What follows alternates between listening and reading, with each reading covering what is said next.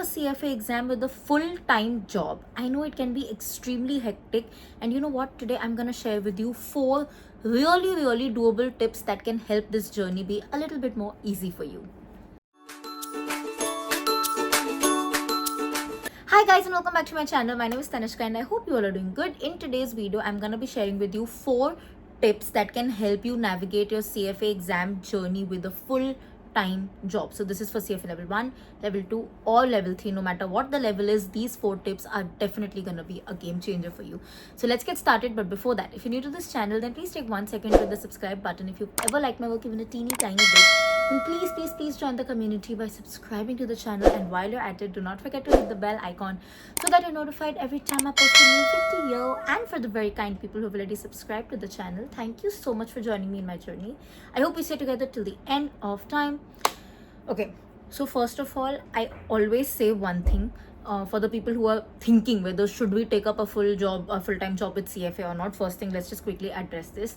You can. It's always good to have that hands-on experience. It's obviously the best kind of advantage that you can have on your CV, but always be real with yourself. If you are a person who knows that, listen, I cannot multitask, no matter how good my strategy is, no matter how good my plan is, I cannot do 2 things together and I won't be able to give justice to both these things, and currently I can logistically afford to not take a job, then it's always wiser to step back.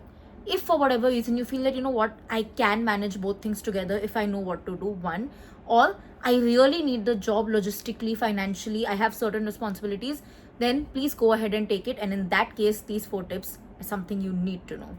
Starting with tip number 1. If you're planning to do CFA with a full-time job, it's best to join classes. Yes. While classes are not compulsory, it's just a convenience. When you're working full-time, it's much better that you invest in this convenience. Why? Because you already have very limited time in hand. Okay, you do not want to waste that time in trying to decode what the concept is or in what context that concept would be asked in the exam. That's when the class will come in. They will help you because they know किस context में आपको जानना चाहिए for the CFA exam particularly. Also, they can explain it to you in a much simpler language, which will save a lot of your time. In fact, not just classes. If you're working full time, I always recommend go for recorded lectures. Try to get access to doubt solving or something with the teacher, but recorded lectures with a full-time job is a game changer. Don't try to go for live classes or offline. Again, it's a waste of your time. You won't be able to cope up. Eventually you'll be demotivated. Recorded online lectures, brilliant for you. Tip number 2, be realistic. Okay, be realistic, be honest with yourself. Do not try to be a superhuman and say मैं पूरा weekend 8 hours पढ़ूंगा, I will not go out at all, I'll work Monday to Friday and full weekend I'll just be studying. I have seen so many people do this. Max 1 weekend, max 2 weekends. By the 3rd weekend they are literally crying saying मैंने क्यों CFA किया, मुझे नहीं करना, I cannot do it.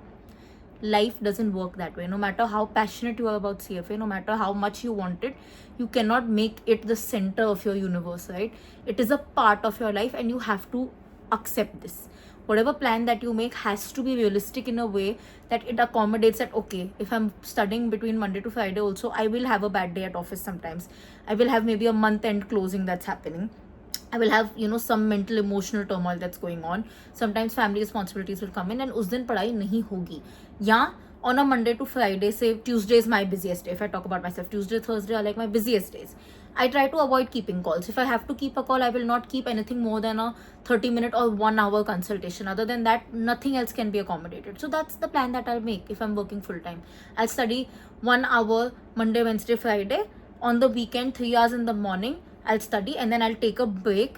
Say Sunday after 12 o'clock, I will not study. That's how realistic your plan should be. Only then will you actually achieve success. So anybody who tries to be over ambitious or tries to think that they're superhuman, they usually end up failing.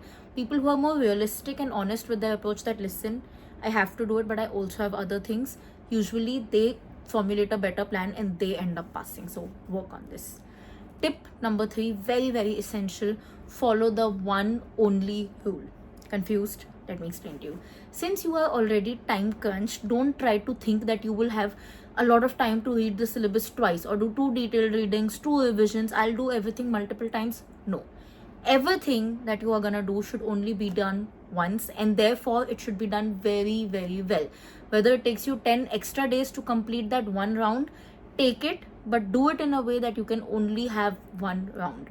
That actually comes to the point of us erasing our 10th standard, 12th standard, college board mentality, wherein we used to think we should revise something 5 times, 6 times, तो ही जाके हम perfect होंगे. We have to erase that concept, and we have to brave up in the sense that now, life is also happening. We have to work, we have to earn money, we are answerable to our manager, we are answerable at home, and we have to give the exam. So what do we need to do? One only rule. I can do only one detailed reading. I'll do it excellently well in a way कि मुझे पता है everything is absorbed very very well in my subconscious mind. I can have only one round of revision, and I will do it in such a way that I'm able to blend all 10 subjects very well and get everything from my subconscious mind to the front of my mind. That's what your strategy should be. Do not think and do not aim to have 2 rounds of readings, 2 rounds of revision. You're gonna just mess it up.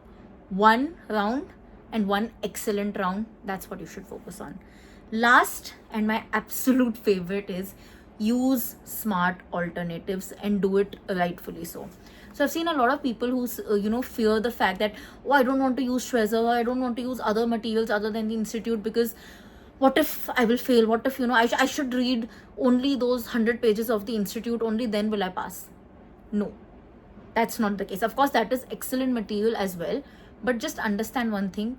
To reach your goal, you don't always need to walk a hard path. Sometimes even the easier road leads to the right destination. It's just about being smart about it. So if you are somebody who knows that I can understand the concepts via Schwezer and practice the institute material, go for that option. Why not? Hak se jao, rightfully do it. It's saving your time, it's saving your energy, it's saving your bandwidth, and you're leading to the same road of success, right? It will lead you to less burnout, being less overwhelmed, less torture. So always go for smarter alternatives, in the sense, like I said, you can use Schwezer. You can learn every single trick of the calculator. Be so perfect about it. Use every shortcut so that you know that you can find those shortcuts even on the exam and still reach the success. So remember, not all hard roads lead to success. Sometimes even an easier, or rather a smarter road, can lead you to the same destination. With that, we've come to the end of this video. If you guys have any other tip, let me know. I'll also love to hear this and maybe get better at it myself as well. And if you like this particular video, don't forget to like, comment, share, subscribe. I'll see you guys very very soon. Until then, keep sparkling and definitely keep learning.